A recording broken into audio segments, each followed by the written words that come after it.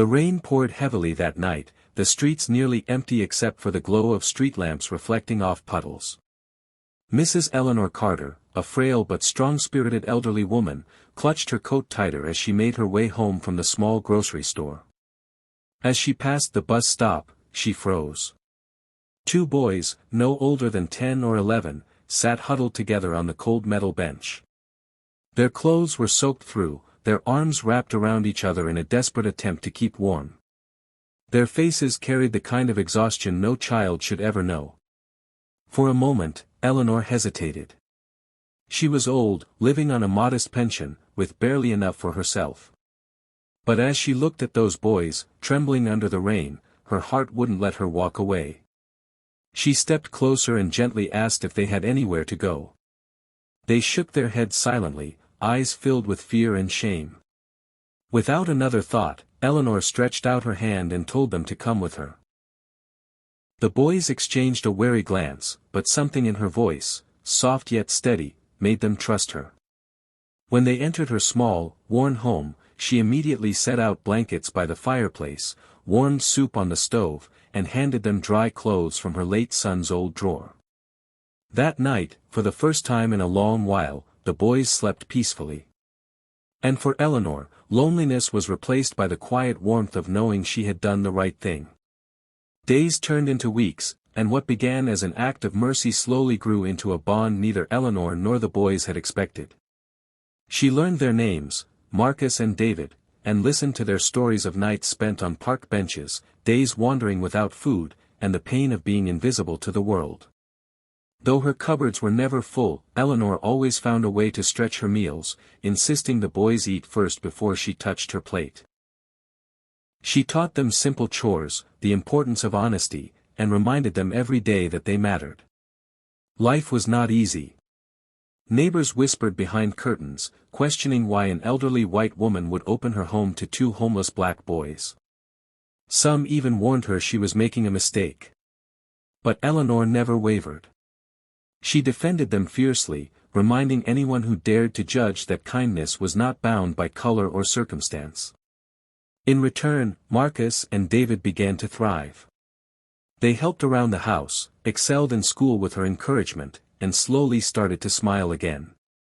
At night, Eleanor would tuck them in and whisper prayers over them, as if they were her own flesh and blood. What had started as shelter from a storm became something far greater. Eleanor was no longer just a stranger who had shown them mercy, she was their family.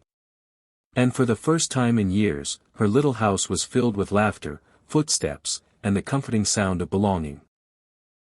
Years passed, and the small, worn house that had once been filled with silence now echoed with the sounds of growing boys becoming young men.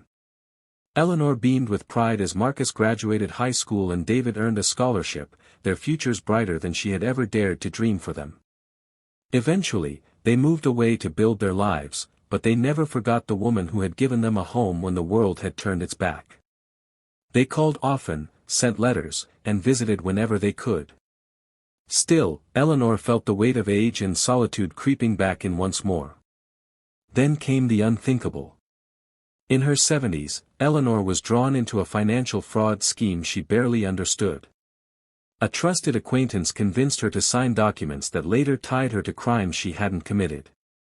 When the case unraveled, she was painted as the mastermind. Her pleas of innocence went unheard.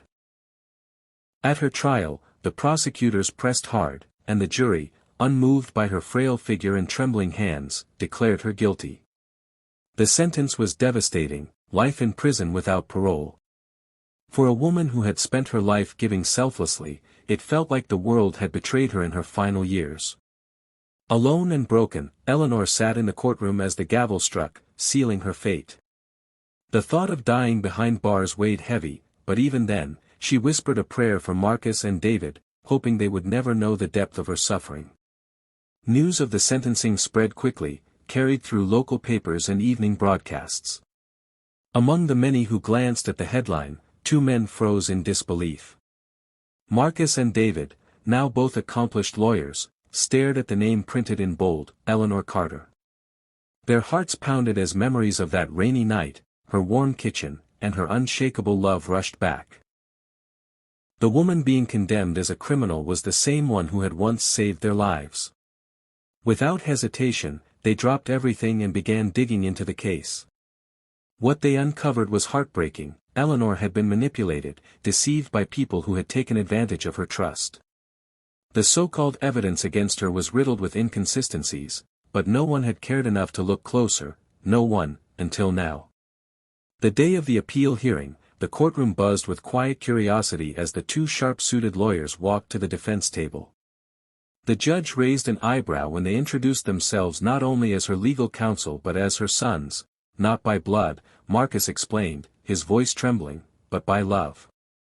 They laid bare their story before the court. They spoke of two scared, forgotten boys who had been given warmth, protection, and dignity by a woman with nothing to gain.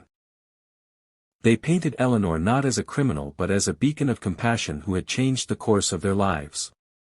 The room fell into silence as the truth unfolded, every word dripping with gratitude and unshakable conviction. The courtroom seemed to hold its breath as Marcus and David finished their plea. For a long moment, the judge said nothing, his gaze fixed on Eleanor, frail, her hands folded tightly in her lap, tears glistening in her eyes. Then, with a deep sigh, he leaned forward. This court cannot ignore the evidence presented, nor the extraordinary testimony of these men whose very lives were shaped by the defendant's kindness. His gavel came down softly. The conviction is overturned. Mrs. Eleanor Carter, you are free to go. Gasps rippled through the room, followed by a swell of applause. Eleanor's shoulders shook as Marcus and David rushed to her side. They knelt beside her, taking her trembling hands in theirs. "Mom," David whispered, voice breaking, "we told you we'd never forget." Eleanor, overwhelmed, pulled them both into an embrace, her tears soaking their suits. For the first time in years, she felt the weight of despair lift from her heart. As they walked out of the courthouse together, the world seemed brighter. Reporters shouted questions, cameras flashed, but Eleanor cared only about the two men at her side. Decades earlier, she had saved them from a storm. Now, they had saved her from a prison cell. The circle of compassion had come full, proving a truth Eleanor had always believed: one act of kindness can echo through lifetimes, returning when it's needed most. And as the three of them stepped into the sunlight, it was clear, love had written the final verdict.